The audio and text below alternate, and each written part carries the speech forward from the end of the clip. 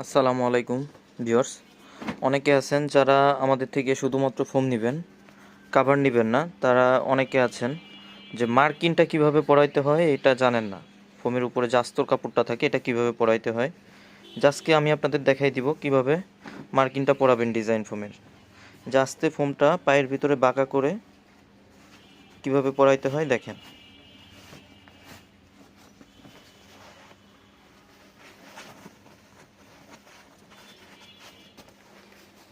এই যে এইভাবে পরাইলে আপনারা সহজে মার্কিনটা পরাইতে পারবেন।